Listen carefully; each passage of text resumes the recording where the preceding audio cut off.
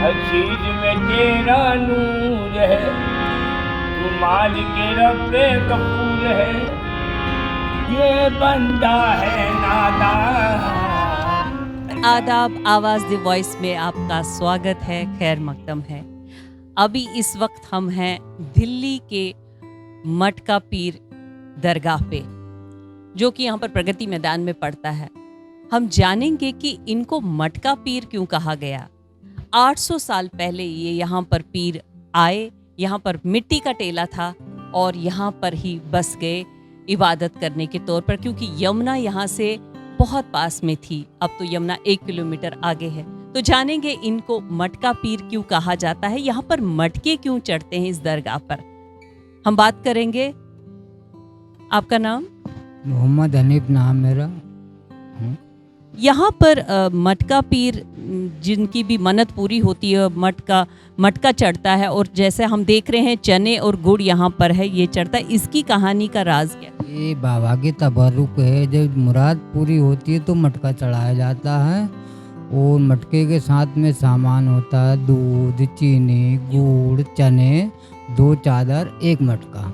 ये सब पेश होता है बाबा के पास में। उसके बाद में फिर तबर्रुक बांटा जाता है।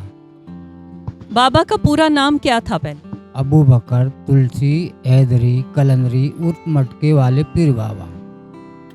जैसा कि हमने जाना कि अबू बकर तुलसी यहाँ पर उनका नाम था, अब की मटका पीर बाबा जाना जाता है। कहानी यूं है कि कहते हैं कि यहाँ पर जब बाबा अपनी जो इबादत कर रहे थे तो उन्हें नज़र पड़ी कि एक जो आदमी यहाँ पर क्योंकि यमुना पास में थी, वो यहाँ पर खुदकुशी करने के लिए आया था। तो बाबा ने उनसे बात की कि तुम यहाँ खुदकुशी क्यों करने जा रहे हो। तो उन्होंने कहा कि वो सेहतियाब नहीं है, उन्हें ऐसी बीमारी है कि उनके साथ में कोई टच भी नहीं कर सकता है। तो बाबा ने उन्हें कहा कि तुम मेरे साथ आओ, यहाँ पर दरगाह में मेरे साथ आओ, खुदकुशी मत करो और एक मटके में पानी भर कर ले आओ। तो मटके में पानी भरकर वो ले आए और उन्होंने कहा कि कुछ चने इसमें डाल दो। और चने जब उन्होंने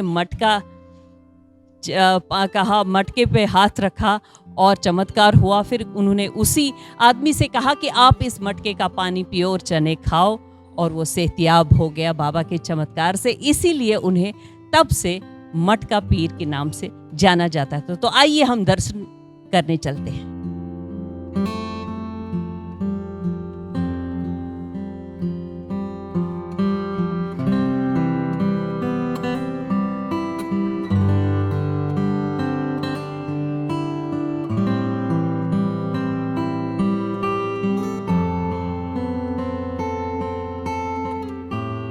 नमस्कार, आदाब। हम दरगाह पे आ चुके हैं। यहाँ हम मन्नत मांग चुके हैं।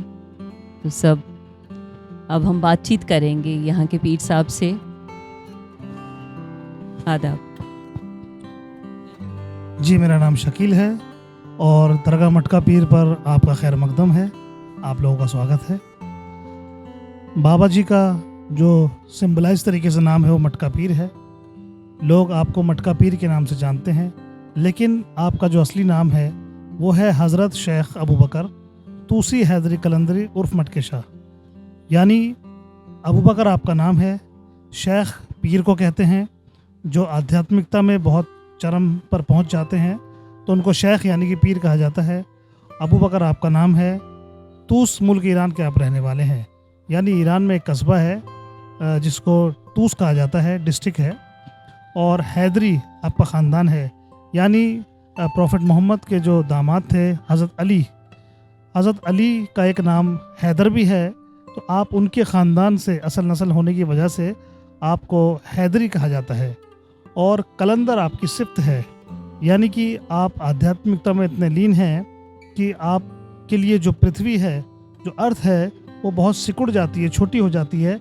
यानी कि टाइम का जो मैनेजमेंट है वो आपके ऊपर काम नहीं करता है। आप चाहें तो 1 सेकंड में यहाँ से दुनिया के किसी भी कोने में पहुँच सकते हैं। ये कलंदर की सिफ्त होती है। और वो आपको भी इस तरीके से सम्मोहित कर सकते हैं कि जैसे आप यहाँ से दरगाह में आए हैं और जैसे सीढ़ियाँ उतरेंगे तो 1 सेकंड में आप अपने घर पहुँच जाएंगे। यानी कि जो डिस्टेंस है वो कम हो जाता है, ज़ीरो हो जाता है, उसको कलंदर कहा जाता है। और मटका पीर आपका लक़ब है जी। ये तो था इनके नाम की पहचान, इनका असली नाम। अब हम ये जानेंगे कि इनको मटका पीर क्यों कहा जाता है। मटके के नाम से यहाँ पे मटके चढ़ते हैं, चढ़ावा के तौर पे चने चढ़ते हैं, गुड़ चढ़ते हैं, इसकी कहानी क्या है? देखिए, मटका पीर जो है वो आपको बेसिकली इसलिए कहा जाता है कि जब आप यहाँ पर आए थे तकरीबन 783 ईयर्स बिफोर आप यहाँ पर आए थे ईरान से, तो ये बहुत बड़ा मिट्टी का एक टीला था और यहाँ पर यमुना नदी इस टीले से टकरा के बहती थी, जहाँ पर आज प्रगति मैदान है। प्रगति मैदान से टकरा कर के यमुना नदी बहती थी। तो आप जब यहाँ पर आए थे तो ये बहुत बड़ा मिट्टी का टीला था। तो यहाँ पर आपने अपना मठ बनाया, अपनी मज़ोलियम बनाई, खानका बनाई। तो यहाँ पर सभी लोग आपके पास आया करते थे। तो एक लेडीज़ थी जिसका नाम पार्वती था, वो बहुत ही यंग एज के अंदर एक्सपायर हो गई थी। तो वो लोग जब यहाँ पर आए उसको लेकर के तो बड़े परेशान थे, रो रहे थे। तो उन्होंने कहा कि बाबा जी एक बार आप देखें, बहुत यंग एज के अंदर हमें छोड़ के चली गई। तो बाबा जी ने जब देखा तो आपने उनको कहा कि आप मटके के अंदर जमुना से पानी भर के लाइए। तो वो मटके में पानी भर के लेकर आए। आपने उस पर अल्लाह का कलाम पढ़ा और उस लेडीज़ के ऊपर आपने पानी डाला और कहा उठ अल्लाह के हुक्म से, तो वो ज़िंदा हो उठी। तो ये बहुत बड़ा मिरेकल था सब लोगों के लिए। सब लोग अचंभित रह गए कि भाई ये तो बाबा बहुत शक्तिशाली हैं और मुर्दा को इन्होंने ज़िंदा कर दिया। तो उसके बाद जंगल की आग की तरह चारों तरफ ये बात फैल गई, ये चमत्कार फैल गया। और बाबा हमेशा अपने खानका के अंदर मटके रखा करते थे। उन मटकों के अंदर यमुना से पानी भर के और मंत्र पढ़ के आप जिस किसी को भी देते थे उसको फैज़ पहुंचता था। चाहे उसको कोई बीमारी हो वो ठीक हो जाती थी, चाहे कोई रोज़गार नहीं चल रहा है वो ठीक हो जाता था, चाहे किसी की बुद्धि ख़राब हो गई है वो ठीक हो जाती थी, चाहे जादू टोना हो गया हो, कोई ऊपरी चक्कर हो गया हो, तरीके की जो भी प्रॉब्लम्स थी वो सब सॉल्व हो जाती थी। तो जब बाबा को बहुत ज़्यादा मशहूरियत मिल गई, फेमस हो गए आप आसपास के गाँवों में, तो उस ज़माने में एक बादशाह था, 1206 ईस्वी की ये बात है, कुतुबुद्दीन ऐबक। कुतुबुद्दीन ऐबक दिल्ली की गद्दी पर बैठा था, जो मोहम्मद गौरी का ग़ुलाम था, उसने उसको बनाया था बादशाह यहाँ पर। तो कुतुबुद्दीन ऐबक को जब पता चला कि बाबा इतने करिश्मे वाले हैं, तो उसने आपको आजमाने के लिए एक दिन चुना। वो दिन था 28 अक्टूबर 1206 ईस्वी, एज़ पर जो हमारे को किताब से पता चलता है। तो उसने कहा कि अगर इतने बड़े पीर हैं तो चलो चल के आजमा लेते हैं। तो वो आजमाइश के लिए यहाँ पर आया पूरे अपने लाओ लश्कर के साथ, और आजमाइश के तौर पर वो लोहे के दाने यानी कि आयरन की बॉल्स लेकर के आया जी, और मिट्टी के गोले लेकर के आया थाल में सजा कर गिफ्ट की तरह पर। तो बाबा जी ने उसको यहाँ पर बिठाया सम्मान के साथ और उसकी चेहरे पे भरपूर नज़र डाली। तो आपके आंखों के सामने उसके बचपन का सारा वाक़या सामने आ गया। बाबा जी ने उसको याद दिलाया कि बेटा कुतुबुद्दीन, आप इतने वर्ष पहले, इतने साल पहले आप हमारे ख़ानदान में ईरान में तशरीफ़ लाए थे, काजी मुनीर आपको लेकर के आए थे। आप उस समय एक अनाथ बच्चे थे और आपको पता भी नहीं था कि आपका फ्यूचर क्या होगा। इतना कुछ बताया तो उसकी याददाश्त लौट आई और वो ज़ार कतार रोने लगा, और रोते रोते उसने बाबा जी के पैर पकड़ लिए। उसने कहा, बाबा आप यहाँ पर विराजमान हैं, मैंने तो सोचा था कोई और होंगे, और अब मुझे मेरी याददाश्त लौट आई। आप तो आपके वालिद बुज़ुर्ग ने तो मुझे बचपन में बहुत सारी दुआएं दी थी, और उनकी दुआओं की बदौलत आज मैं दिल्ली का सुल्तान बना हूँ। मुझसे इतनी बड़ी गुस्ताखी कैसे हो गई कि मैं आपको आजमाने के लिए यहाँ पर आ गया। तो बाबा जी ने उसको माफ़ किया और उससे पूछा कि आप हमारे लिए क्या तोहफा लेकर के आए हैं। तो वो शर्माने लगा, झिझकने लगा। अब आपके सामने कोई शर्माए, झिझके तो आपको अच्छा नहीं लगा। तो उसकी शर्म, संकोच और झिझक दूर करने के लिए आपने हाथ उठा करके अल्लाह से दुआ करी, और देखते ही देखते करिश्मा हुआ। जो लोहे के दाने थे वो असली भुने हुए चनों में तब्दील हो गए, और जो मिट्टी के गोले थे वो गुड़ में तब्दील हो गए। सभी लोगों ने ये चमत्कार यहाँ पर देखा। उसके बाद बाबा जी ने अपने भक्तों से गाँव से दूध मंगवाया, और उस ज़माने में चीनी इस्तेमाल में नहीं आया करती थी।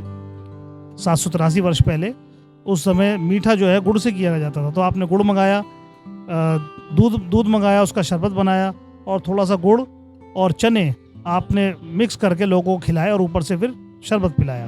तो तभी से लोग आपको मटका पीर के नाम से जानने लगे। यानी सिंबलाइज तरीके से ऐसा होता है जैसे कहीं कोई पहले एड्रेस वगैरह नहीं हुआ करते थे, तो कोई किसी का मकान होता था तो हम उसकी पहचान ये बताते थे कि जो नीम के पेड़ के पास जो मकान है वो मेरा है, तो सिंबलाइज हो गया वो नीम का पेड़।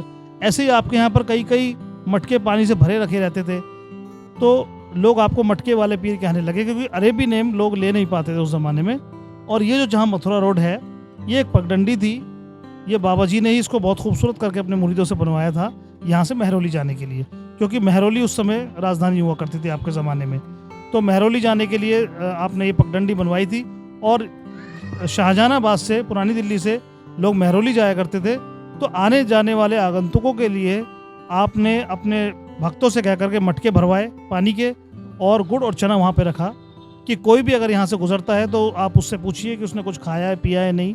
तो उसको बिठा करके तसल्ली से उसको गुड़ और चना खिलाते थे, और फिर उसके बाद पानी पिलाते थे, और फिर उसको सेवा किया करते थे, और आगे का रास्ता प्रशस्त किया करते थे। दो चमत्कार तो हम बाबा के सुन चुके हैं, जैसे कि हमने पहले भी यहाँ कहा कि एक और चमत्कार हुआ था कि यमुना नदी के पास कोई शख्स जो कि बहुत ही बीमार था लेकिन वो खुदकशी करना चाहता था, तो बाबा उसको यहाँ पर ले आए और उसको ठीक कर दिया। वो भी एक चमत्कार है बाबा का, सेहतियाब कर दिया उनको। तो मैंने सुना तो बहुत है, लेकिन मैं जो भी बात कर रहा हूँ मैं टेक्स्ट पे कर रहा हूँ। हमारे पास 24 इयर्स की रिसर्च के बाद जो बुक आई है, उस बुक पे मैं बात कर रहा हूँ। उस बुक में ये चमत्कार तो वैसे बहुत हुए, लेकिन होता क्या है कि देखिए, जो भी सूफ़ी गुजरे हैं, आज हों या पहले हों, वो हमेशा अपने दौर के बहुत काबिल पढ़े लिखे लोग हुआ करते थे। कोई अनपढ़ सूफ़ी नहीं बन सकता, ठीक है। पढ़ा लिखा होना बहुत ज़रूरी है, उसको इल्म, उसको ज्ञान धर्म का और दुनिया का होना बहुत ज़रूरी है। तो होता क्या था, ये बात मैंने आपको इसलिए बताई कि बाबा जी जो भी कुछ किया करते थे यहाँ पर, जो भी कुछ किया करते थे, किसी से भी मिलते थे, तो बराबर में जो आपके खलीफा साहब का मज़ार है, हज़रत शेख रहीमुद्दीन इराक़ी का, वो लिख लिया करते थे, दर्ज कर लिया करते थे। तो मेरे पास बुक है, मैं उसका हवाला भी आपको दे दूँगा। बहुत सारे जो अंग्रेज़ हैं, जो ब्रिटिशर्स हैं, उन्होंने भी आपके ऊपर बहुत सारी किताबें लिखी, उस ज़माने में भी लिखी और बीच में भी कई लिखी, तो उनके रेफरेंस हमने लिए हुए हैं। उन रेफरेंस के हवाले से मैं आपसे बात कर रहा हूँ। वो जो आप चीज़ बता रहे हैं उसका कोई मेरे पास ऑथेंटिक एविडेंस नहीं है, तो इसलिए मैं उस बारे में बात नहीं कर रहा। लेकिन हो सकता है लोग अगर कहते हैं किसी के साथ एक्सपीरियंस हुआ होगा, तो इसलिए ऐसा भी हो सकता है, क्योंकि ऐसा एक चमत्कार जीते जी मेरे सामने हुआ था अभी तकरीबन 8-10 साल पहले। मैं कुछ सफाई वगैरह करवा रहा था, तो कोई शख्स आए, बैठे और बाबा जी के दर्शन करके जा रहे थे, शूज़ वगैरह पहन रहे थे। मैं नीचे जहाँ पर शूज़ रिमूव करते हैं वहाँ बैठा हुआ काम कर रहा था, तो मैंने उनको देखा कि वो बहुत परेशान थे, बहुत पसीने पसीने हो रहे थे सर्दी के अंदर। तो मैंने उनसे कहा कि आप पानी पियेंगे? तो उन्होंने कहा पिला दीजिए। मैंने उनको पानी पिलाया। फिर मुझे लगा कि मुझे इनको और सेवा करनी चाहिए जैसे बाबा जी करते थे, तो मैंने उनके लिए चाय बनवाई। मैंने कहा चाय पियेंगे? तो उन्होंने कहा हाँ पियेंगे। तो उनको चाय पिलाई मैंने। उसके बाद उन्होंने खुद ही बताया, वो रोने लगे और कहने लगे कि मेरा इत्र का कारोबार था, इत्र की फैक्ट्री थी, और वो तबाह बर्बाद हो गया किसी वजह से, और मैं बहुत कर्जे में आ गया और मैं सहन नहीं कर पा रहा था। तो मैंने ये सोचा कि जमुना में जाके मैं आत्महत्या कर लूँगा। वो कहने लगे मेरे पास किराए के पैसे भी नहीं थे, तो शायद पुरानी दिल्ली साइड से कहीं से वो आ रहे थे और वो ऐसे जा रहे थे। तो अचानक बाबा जी का मज़ार आया, तो उन्होंने कहा कि चलो भाई यहाँ का बड़ा नाम सुना है, मरने से पहले एक बार इनके दर्शन कर लेते हैं। ये तो मेरे मतलब सामने का वाक़या है, प्रैक्टिकल मेरी लाइफ का ये है, जीवंत ये उदाहरण है। तो उन्होंने कहा कि जब मैं यहाँ पर आया तो मेरे अंदर एक ऊर्जा का संचार हुआ, पॉजिटिव ऊर्जा का, और मैंने मरने का इरादा ड्रॉप कर दिया। वो कहने लगे आपने जिस तरीके से मुझसे बात करी, मुझे पानी को पूछा, चाय को पूछा, तो मुझे और अच्छा लगा। तो ये ऐसा एग्जाम्पल मैंने खुद देखा है, तो ऐसा भी हो सकता है, कोई बड़ी बात नहीं है जी।